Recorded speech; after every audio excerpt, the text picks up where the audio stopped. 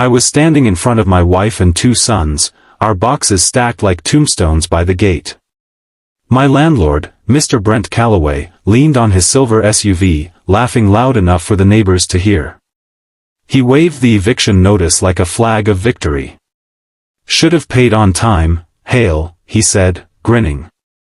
"You engineers think you're better than everyone, but look at you now." Before we dive fully into this story, a story of humiliation, quiet strength, and a revenge that turned into redemption, please take a second to subscribe to this channel. Go on, hit that button. Because what you're about to hear will remind you that life's tables always turn, just never when people expect it.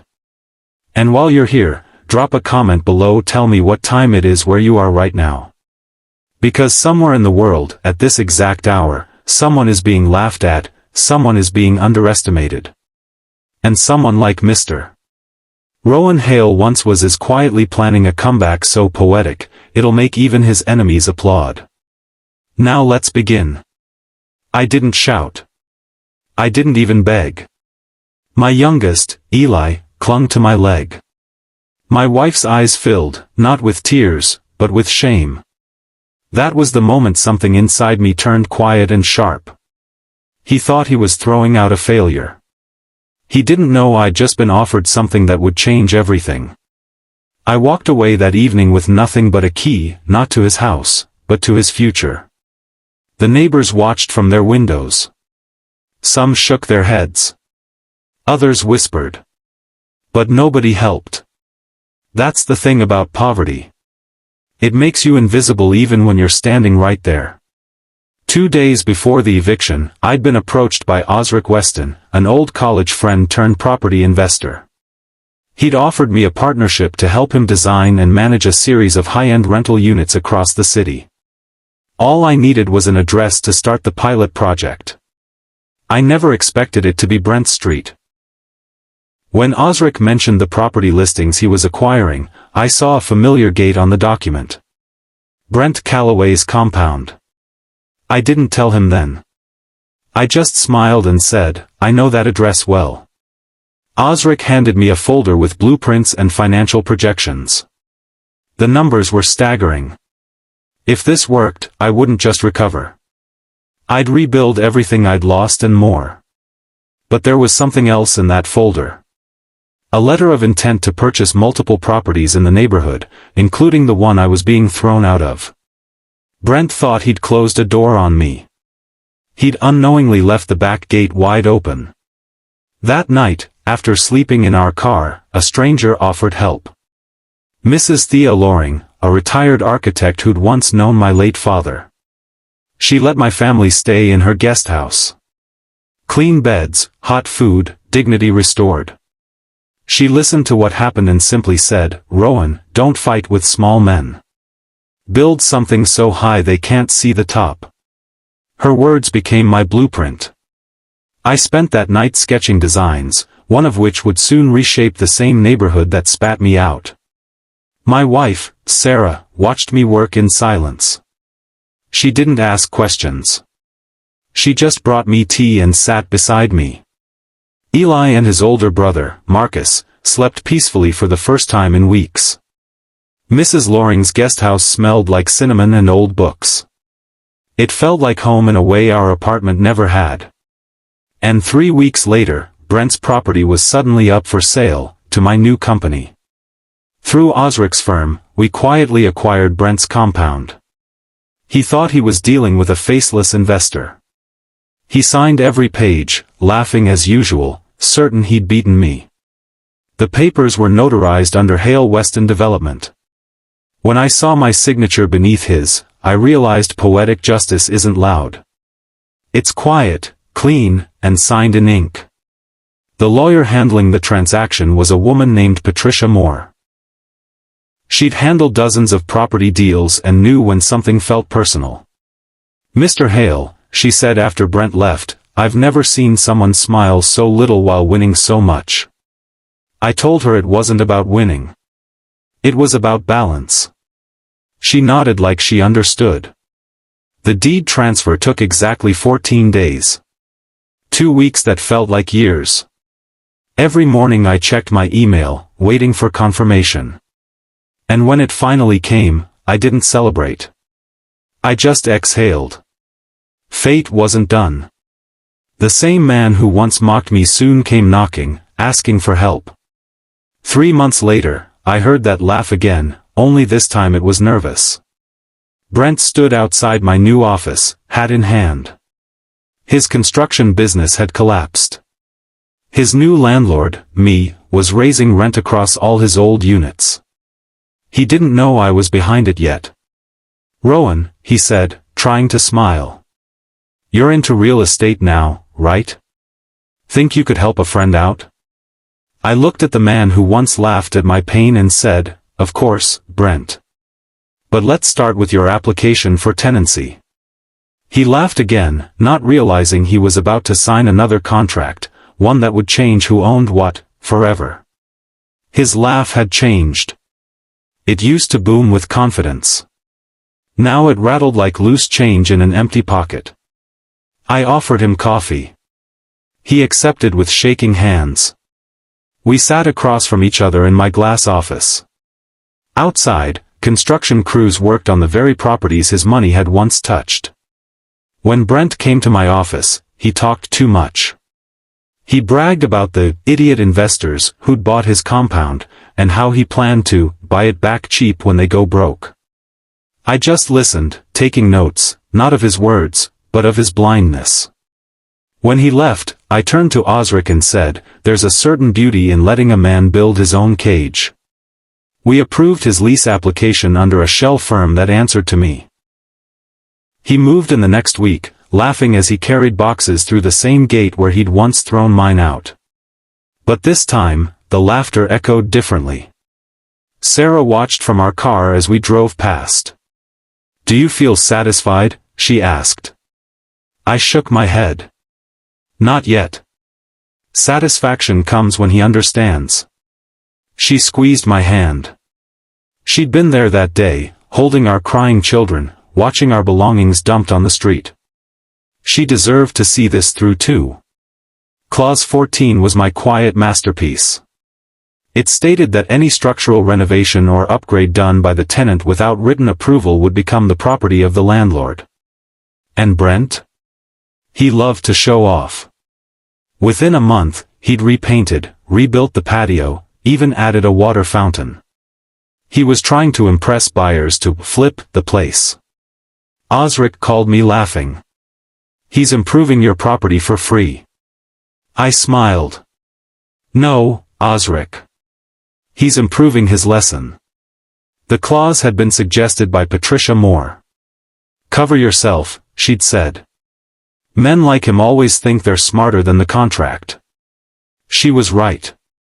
Brent didn't read past page 3. He saw the rent amount, signed, and moved in.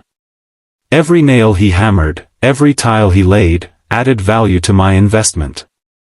The universe has its timing, and Brent's own pride was about to summon something even I didn't plan. One morning, I got a call from the City Housing Authority. They needed to inspect Mr. Calloway's renovations. Apparently, he'd used unlicensed contractors, and a worker had been injured.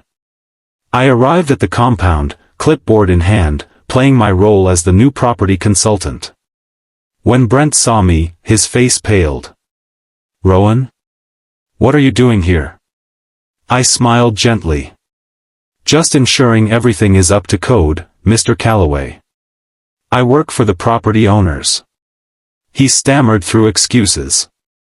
The inspectors shut down his renovations, fined him, and ordered immediate repairs at his expense. He didn't know that the fine money he paid went straight into my company's account. The injured worker was a young man named Carlos. I made sure his medical bills were covered from the settlement. Brent never knew. Patricia handled it quietly. Justice, I was learning, works best in layers. Some visible, some buried deep where only those who need to know can find them. A week later, I received an unexpected invitation. Dinner at Brent's home. He'd suddenly become polite, almost desperate to impress.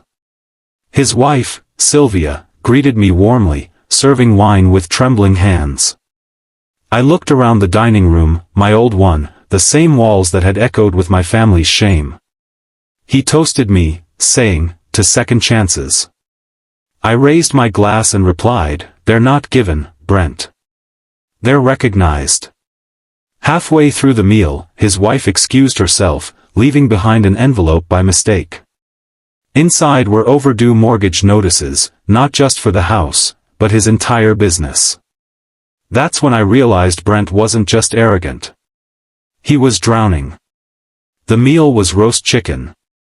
The same thing Sarah had cooked the night before we were evicted. The irony wasn't lost on me. Sylvia's hands shook as she poured water. She knew something I didn't. And I was holding the only rope that could save him, or hang him. The next day, Brent came to my office again, this time humbled. He asked for a loan, offering future partnership and mutual benefit. I listened quietly, watching the same man who once mocked my downfall now rehearse politeness like a foreign language.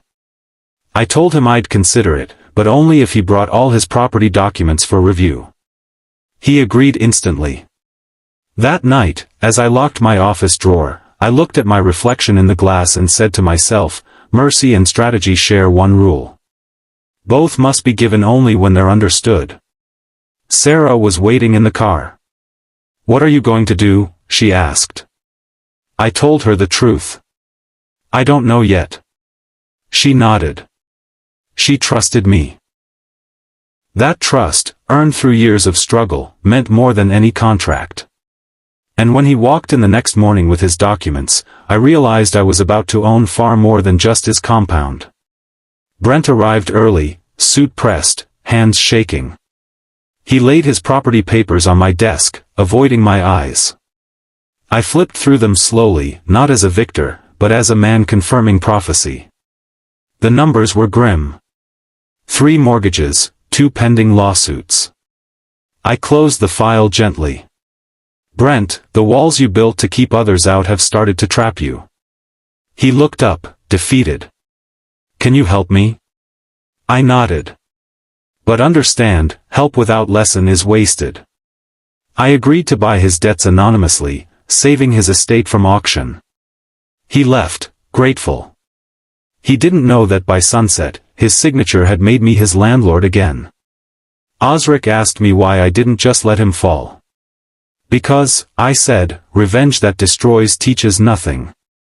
Revenge that rebuilds changes everything." Patricia drafted the papers. Legal, binding, irreversible.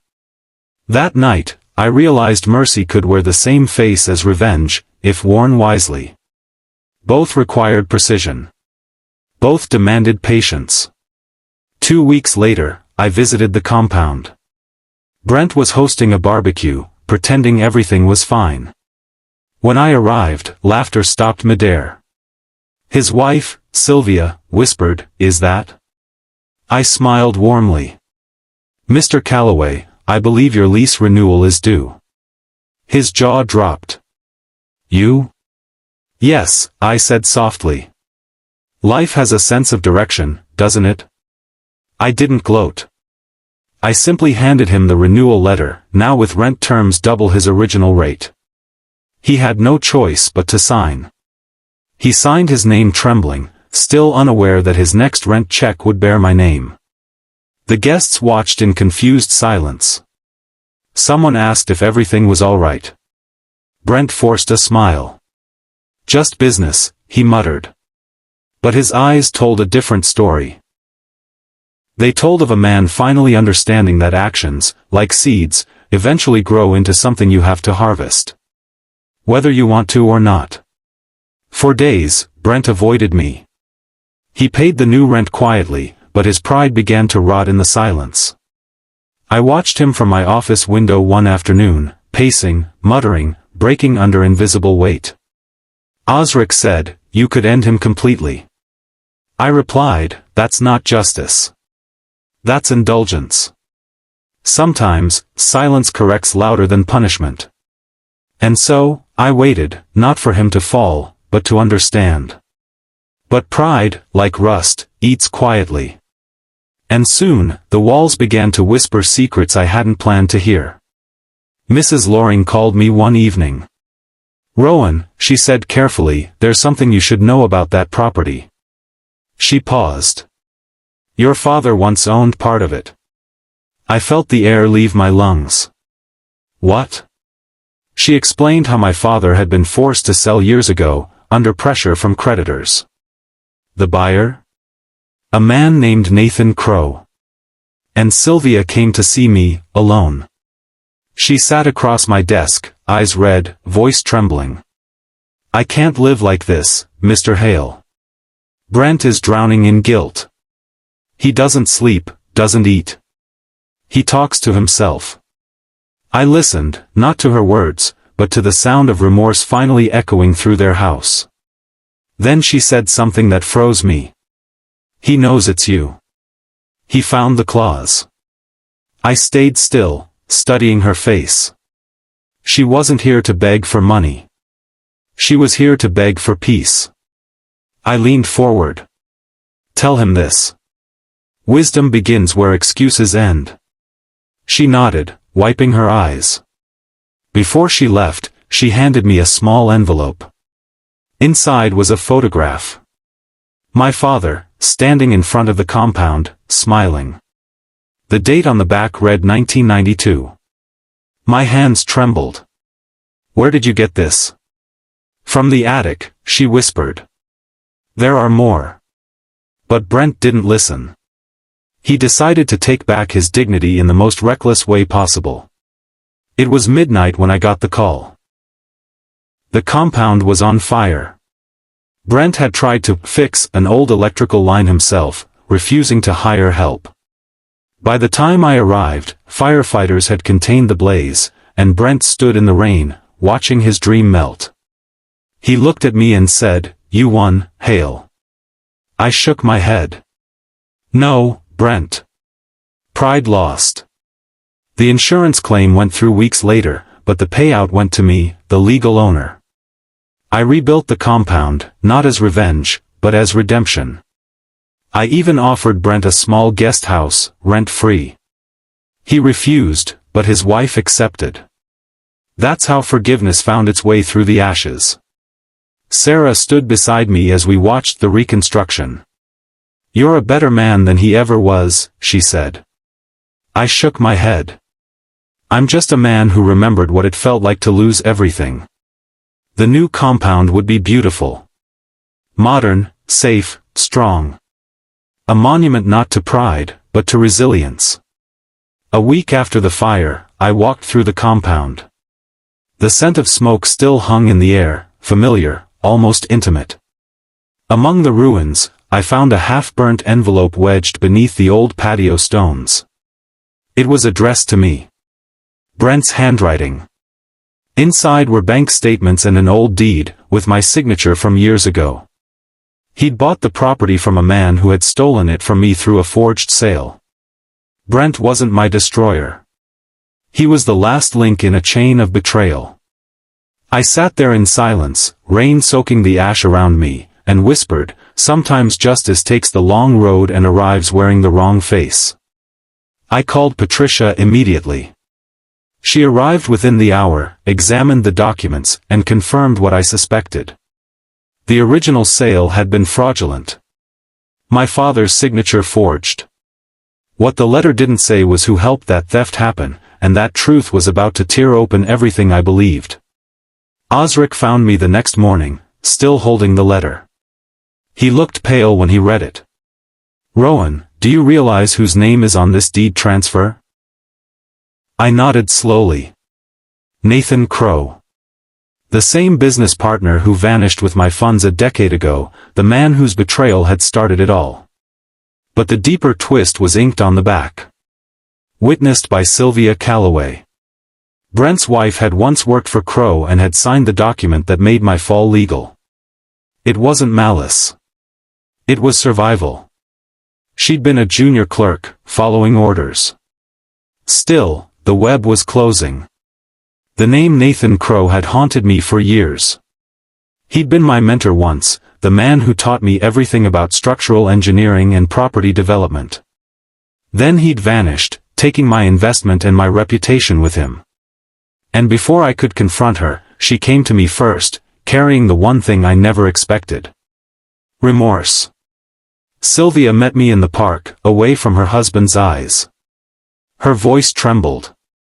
"Mr. Hale, I knew who you were. Even when Brent didn't.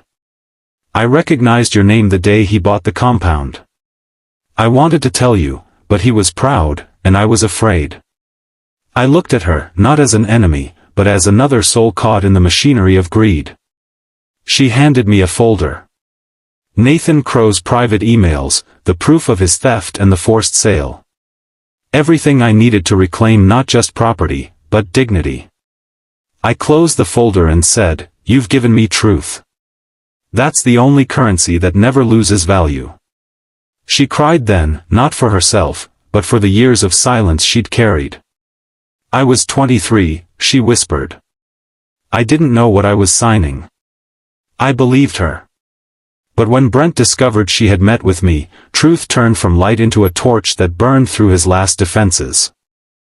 Brent stormed into my office days later, eyes red, veins tight, the smell of whiskey clinging to his coat. "You turned my wife against me," he shouted. "No," I said calmly. "I turned her toward honesty." He slammed the folder on my desk.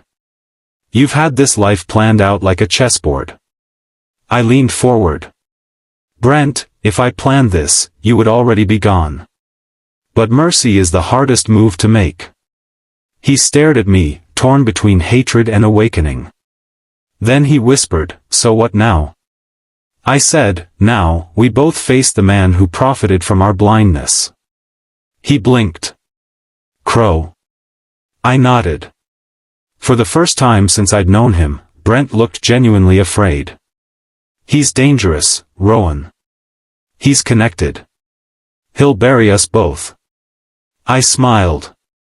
"Then we'll dig together." That night, I called an old number I never thought I'd dial again. Nathan Crow answered on the third ring. His voice was smooth, confident, unchanged by time or guilt. Crow agreed to meet in an upscale restaurant downtown, the same one where, years ago, he had promised me partnership papers that never came. When I walked in, Brent was already there, fists clenched, jaw locked. Crow smiled his politician's smile. "Gentlemen, the past is business." I placed the folder on the table. "Business," I said, "is when both parties walk away with integrity. You stole that. Now we're here to reclaim it." He tried to bluff, until he saw the emails, the signatures, and the recorded voice message Sylvia had kept. His smirk fell away. I didn't demand money. I demanded he sign a public letter, acknowledging his fraud, returning the deeds, and paying restitution to the tenants he exploited. Brent watched in stunned silence. When Crow finally signed, I pushed the papers toward Brent and said, "Redemption isn't what people give you. It's what you choose after the truth arrives." That night, Brent made a choice I didn't see coming.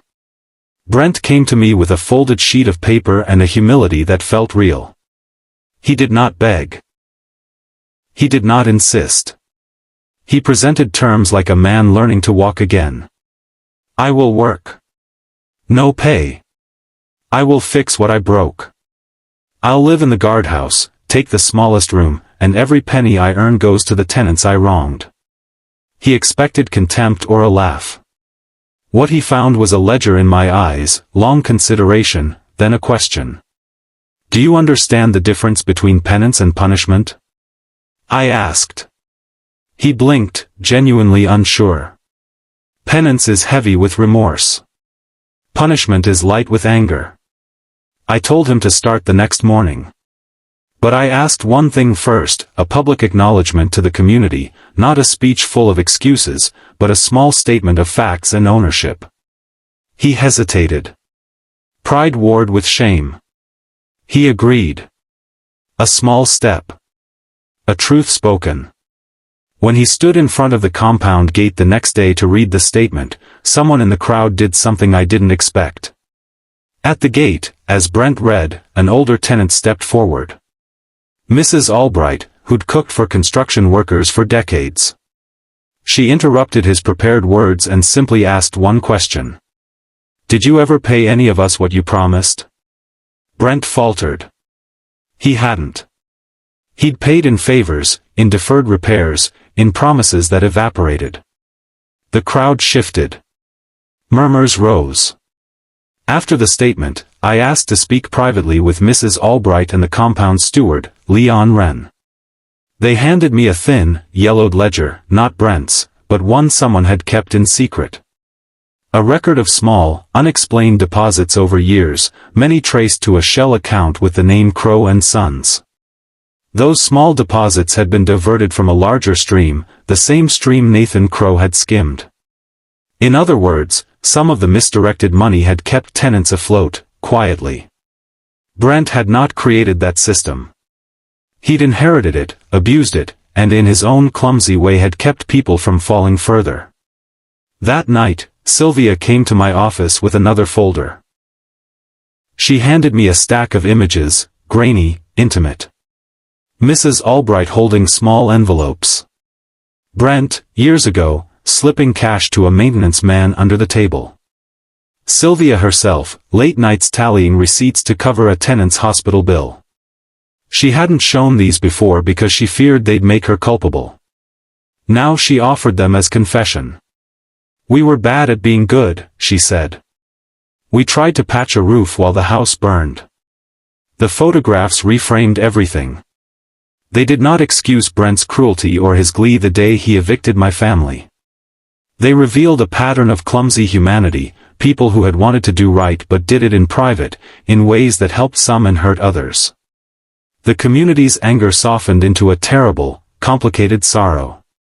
It was easier to hate in black and white. Nuance demanded patience.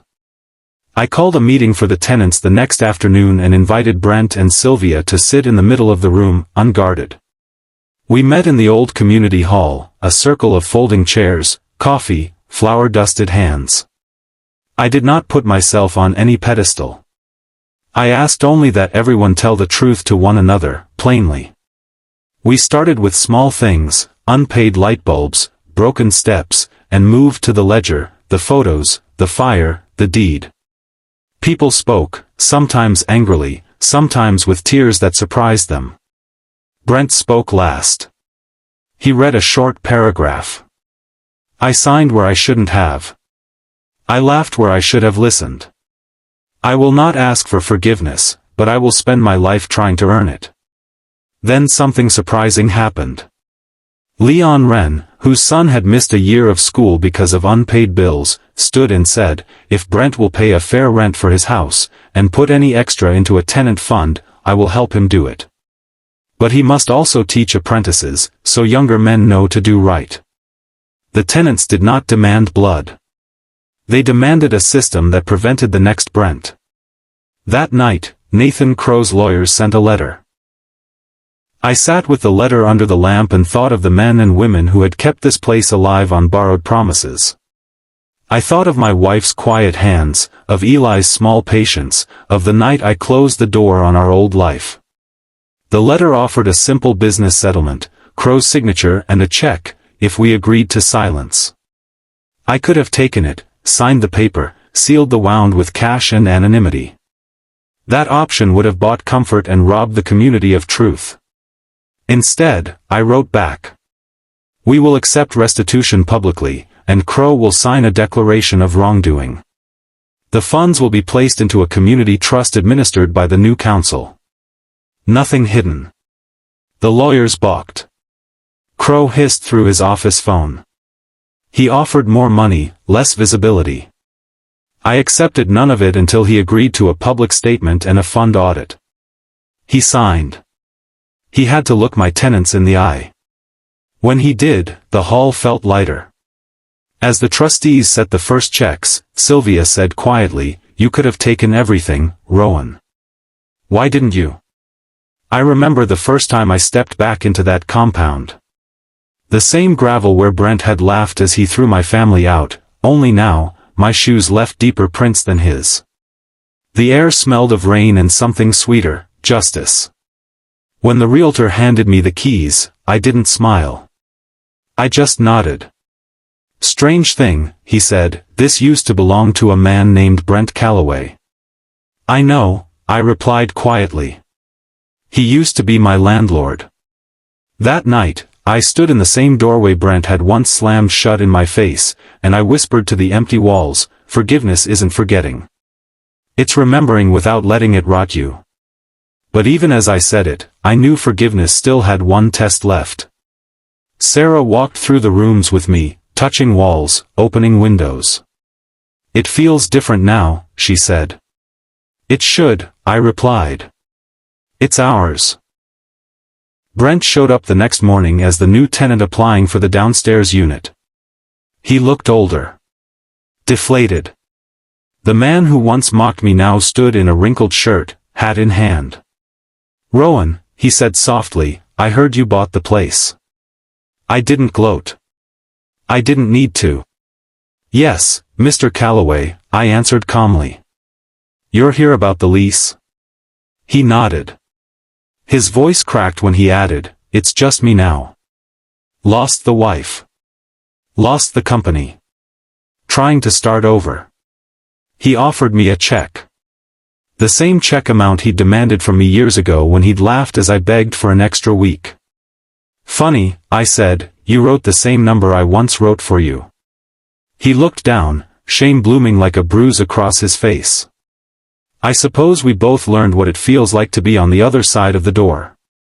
I signed the lease, because revenge wasn't in owning him. It was in watching him learn. That night, I found an old envelope hidden in the attic, addressed to Brent Calloway, 1992, with his father's name on it.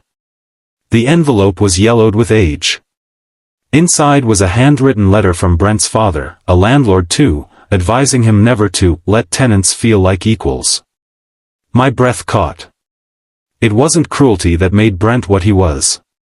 It was inheritance, not of money, but of beliefs. That letter explained every smirk, every insult, every cold eviction. And for the first time, I didn't see a villain. I saw a broken lineage. That night, I wrote one of my own. To whoever lives here after me, treat people as souls, not transactions. I placed it beside the old one, letting the past and present share a single truth. Some lessons don't die until you teach them differently. The next morning, I left both letters on Brent's doorstep. No note. No explanation. Just 2 generations of truth, side by side. He found them while carrying groceries inside. I watched from my window as he read them both, then sank to his knees on the porch. He knocked on my door with tears in his eyes. He stood at my door again, but this time, there was no laughter. No arrogance. Just a trembling man holding 2 letters, one written by his father, the other by me. "I read them both," he said quietly. "And I think I finally understand what I became." We sat on the porch, the same porch he once called his throne. "Rowan," he whispered, "how did you manage to forgive me?" I looked at the sky, the same sky that had watched my humiliation years ago. "I didn't forgive you because you deserved it," I said. "I forgave you because I deserved peace." He nodded, and for a moment, we were just 2 men trying to build peace out of ashes. He asked if he could work maintenance for the compound. Not as owner, not as landlord, but as someone learning to serve instead of rule. I agreed. The tenants would decide if they wanted him there. They did.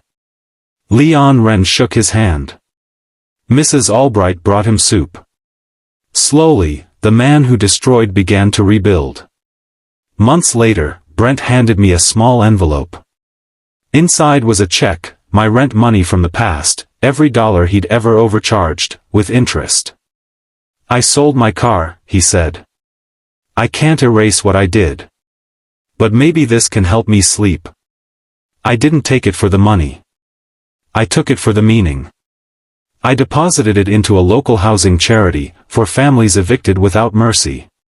As I walked home, I passed the compound, my compound now, and watched kids playing where my children once cried. That's when I finally smiled. Because justice, when done right, doesn't destroy. It teaches. Sarah met me at the gate. Eli and Marcus ran to hug me. Mrs. Loring waved from her window. Osric called to say we just closed on another property. And somewhere inside, Brent was fixing a broken window, learning that redemption isn't given. It's built, one honest action at a time. I looked at my family, at the home we'd reclaimed, and whispered, we made it. Not through revenge. Through resilience. You know, life has a funny way of coming full circle. Sometimes the person who mocked you will one day stand at your door asking for kindness. And when that day comes, remember revenge isn't about making them hurt. It's about proving that their cruelty didn't change who you are. If this story touched you, take a second to breathe, reflect, and tell me. Would you have opened that door? Drop your thoughts in the comments. Don't forget to subscribe, because more stories like this, stories of quiet strength, second chances, and poetic justice, are just around the corner.